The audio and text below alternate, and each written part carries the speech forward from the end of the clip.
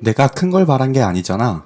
행복하고 싶다고 울음 섞인 그녀의 목소리엔 꽤 깊은 아픔이 새겨져 있는 듯합니다. 사람은 살다 보면 마주하고 싶지 않은 일들을 마주하게 되고 없을 줄 알았던 일들이 생기곤 합니다. 그러나 우리는 현재를 살아야 하기 때문에 마주할 일들은 마주할 줄도 알아야 하며 없을 줄 알았던 일이 일어났다면 또 그 일을 털어내는 방법도 배워야겠죠. 이혼이라는 단어가 갖고 있는 인식이 최근 들어 많이 변화하고 있는데요. 그렇기 때문에 지난날의 아픔은 모두 털어내고 새로운 출발을 하는 일은 더 이상 부끄러운 일이 아닙니다. 국경을 뛰어넘은 사랑 이야기가 있습니다. 그런데 알고 보니 중국 남자와 이혼하고 한국 남자와 재혼을 하게 된 이야기였는데요. 여성은 중국도 한국도 아닌 일본 여성이라고 하네요. 누구보다 행복하고 싶었던 일본 여성, 과연 일본 여성에겐 어떤 일이 있었던 걸까요? 안녕하세요. 저는 지금 한국에서 결혼 생활을 이어온 지 어느덧 3년차가 되어가네요. 벌써 시간이 이렇게 빠르다니 감회가 새롭습니다. 조금은 부끄러운 마음이 크지만 그래도 솔직하게 어딘가에 털어놓고 싶었고, 사람들이 혹시 잘못 알고 있는 부분들이 있다면 저와 같이 실수하는 일이 없었으면 좋겠다 싶어서요. 그래서 오늘 제 이야기를 전해보려고 합니다. 저는 한 7년 전에 일본에서 첫 번째 남편을 만났어요. 사실 당시에 중국 남자와 연애를 한다는 것 자체도 조금은 주변에서 별로 좋지 않게 보는 눈길들이 많았죠. 이유는 한 가지였어요. 일본 남자들을 두고 왜 중국 남자를 만나야 하냐 사서 고생하는 거다 라는 말들을 했죠. 하지만 당시 중국인 전 남편은 무뚝뚝했지만 진솔했어요. 저를 처음 소개받았을 때도 마치 불도저처럼 저와 결혼을 꼭 해야겠다고 했죠. 만날 때마다 모든 식사도 커피도 전 남편이 계산을 했어요. 이런 계산은 여자가 하는 게 아니라며 남자가 해야 한다며 모든 걸 사주기 시작했죠. 사실 그때부터 무언가 잘못되었던 건데 제가 경솔하게 생각을 하고 행동을 했네요. 무엇이든 계산은 본인이 해야 한다고 하니 당시 어린 마음에 다 사달라고 했던 것 같아요. 그런 모습에 전 남편은 일관적으로 싫은 내색 없이 그저 무뚝뚝한 모습으로 계산을 해왔으니까요. 중국엔 숨은 부자가 많다더니 전 남편을 보면서 알고 보니 이 사람이 그 숨은 부자인가 싶었죠. 만난 지 2달도 안 되었을 무렵 결혼 이야기가 오갔고 저희 부모님은 크게 반대를 하시긴 했지만 저는 이미 사랑에 눈이 먼 뒤였기에 결혼을 하기로 했어요. 툭하면 밤마다 저희 집 앞에 찾아와서 보고 싶었다고 말하던 전 남편의 모습이 저를 정말 많이 사랑한다고 생각했거든요. 그리고 보통의 남자들이 연애는 연애고 결혼은 결혼이잖아요.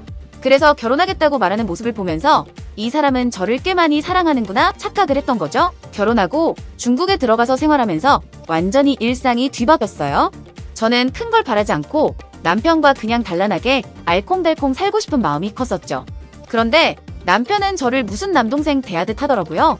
이게 결혼을 한 남녀 부부 사이인지 그냥 동성애 남자형과 남자 동생인지 헷갈릴 만큼요. 그리고 결혼을 하고 나서 알았어요. 중국의 문화 자체가 그냥 맞선을 한다는 건 결혼을 무조건 해야 한다는 의미를 갖고 있다는 사실을요. 그리고 계산은 무조건 남자가 해야 한다 하지 않을 경우 체면이 없는 일이다 라는 문화도 있더군요. 결혼 후 날아오는 카드 독촉장들을 보면서 전 남편이 본인의 체면만 챙기기 위해 얼마나 밑도 끝도 없는 짓을 벌려놓았는지 알게 되었어요. 물론 제가 다 사달라고 한 건 맞지만 저는 다 사주길래 그럴 만한 능력이 되는 줄 알았죠. 그건 그렇고 저건 저렇고 이러나 저러나 결혼은 했으니 행복하게 살아보려고 노력했어요. 그런데 가장 힘들었던 건 장점인 줄 알았던 전 남편의 무뚝뚝함이 장점과 매력이 아닌 고질병이라는 걸 알게 되었던 시점부터였죠. 습관적으로 헐뜯는 남편의 버릇은 쉽게 고쳐지질 않았고 분위기를 조금 말랑하게 해보려고 애교를 부릴 때면 전 남편은 그렇게 싫어했어요. 시간이 지날수록 반복되는 일상들에 이 사람과 살기가 힘들더라고요. 그래서 행복해지고 싶다고 몇 날 며칠을 울었어요. 그런데 전 남편은 일관적인 태도를 갖고 있었고 계산만 여자를 못하게 할 뿐만 아니라 일상 안에 어떤 권리도 안 주는 느낌이었네요.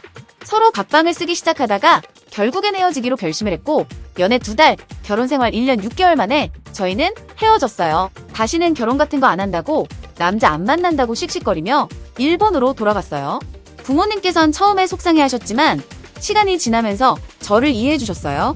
그래도 하나뿐인 딸이 먼 타국에 가서 그렇게 사랑도 못 받고 지내느니 이혼 딱지 하나 붙는 데 낫다고 말이죠. 하지만 한켠엔 그래도 평생에 혼자 둘 수 없는 딸인데 이혼 딱지가 붙어버려서 평생 혼자 살까봐 걱정을 많이 하셨어요.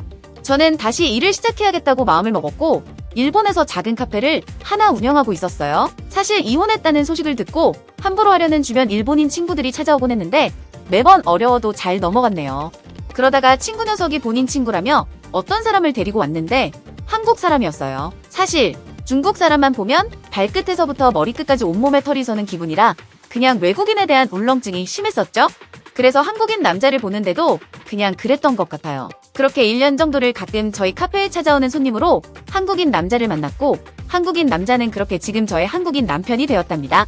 당시 남편인 지은 씨는 1년 동안 카페에 오면서 눈에 띄는 행동이나 불편함을 주는 말을 한 적이 없었어요. 당시 한국 본사에서 잠시 일본으로 나와 있는 상황이었거든요.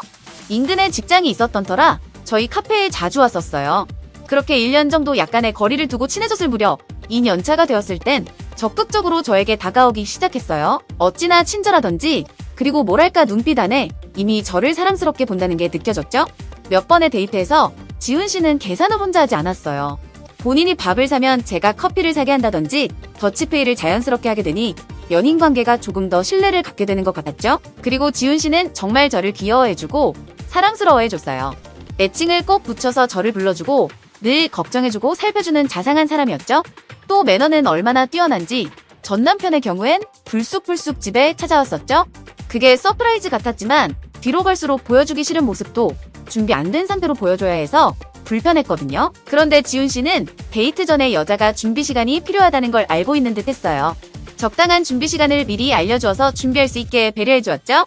그래서 늘 예쁜 모습으로 데이트도 나갈 수 있어 기분이 좋았어요. 그렇게 1년의 연애 끝에 지훈 씨랑 결혼을 하기로 결심을 했어요. 그리고 1년은 일본에서 제가 하던 카페를 지훈 씨가 휴직을 내고 잠시 도와줬고 1년의 시간이 채워진 후에 저희는 한국에 들어오게 되었죠. 지훈 씨는 다시 회사로 복직을 하게 되었고 저는 뱃속에 아이가 생겨서 아이가 태어나기를 기다리며 준비하고 있어요. 사실 저는 전 남편과 지금 남편인 지훈 씨가 성격이 달라서 그런 줄 알았어요. 그런데 나중에 알고 보니 중국과 한국의 차이가 강하다는 걸 알게 되었죠. 그러니까 그냥 둘의 성격이 달랐던 걸 넘어서서 중국 남자와 한국 남자가 기본적으로 갖고 있는 속성이랄까요? 그런 게 달랐어요. 중국인 남자들은 습관적으로 여자친구를 헐뜯는 경우가 많고 한국 남자들은 여자친구를 굉장히 사랑스러워하고 실제로 애교에 너무 녹아내린대요.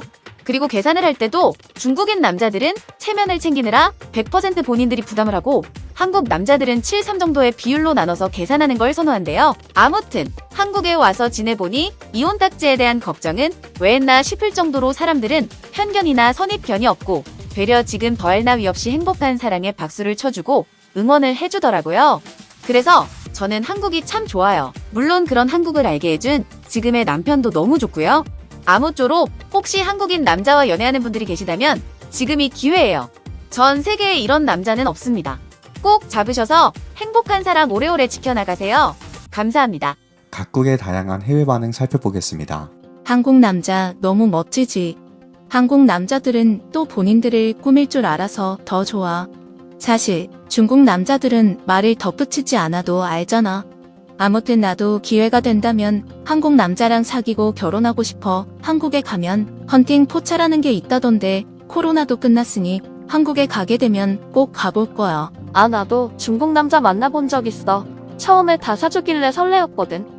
근데 만날수록 계속 사주니까 그 다음엔 뭐랄까 내 몸을 바라는 건가? 라는 생각까지 들더라고. 오히려 연애에 책임감을 덜 갖게 되는 느낌이었어. 그래서 얼마 못 가서 헤어졌지. 아무튼 중국 사람들은 이래저래 거짓말 치는 모습도 많고 훔치는 것도 습관인 나라여서 만나는데 불편함이 많아. 한국에 유명한 연애 관련 프로그램도 많잖아. 난 솔직히 그거 영상 찾아보면서 대리만족하기도 해. 한국에 가서 한국 남자랑 연애하면 이런 기분이겠지? 나는 설레임으로 말이야. 아무튼 그런 프로그램도 참 잘 만들었어. 그런 걸 보면 한국 남자들이 스킬이 좋을 수밖에 없겠어. 국경 없는 사랑에 대한 스토리가 많죠. 그 국경은 나라 간의 경계도 있겠지만 개인이 갖고 있는 문화적 경계도 있을 겁니다. 그런 문화의 차이를 뛰어넘고 서로를 이해하고 배려하는 힘, 그런 힘이 유난히 뛰어난 한국은 더욱 매력적인 나라네요. 저 또한 다양한 이야기를 전할 때에도 뛰어넘는 매력으로 구독자분들을 찾아뵙도록 하겠습니다. 세상을 보는 눈, 구독과 좋아요는 수많은 경계를 뛰어넘을 수 있는 힘을 줍니다. 감사합니다.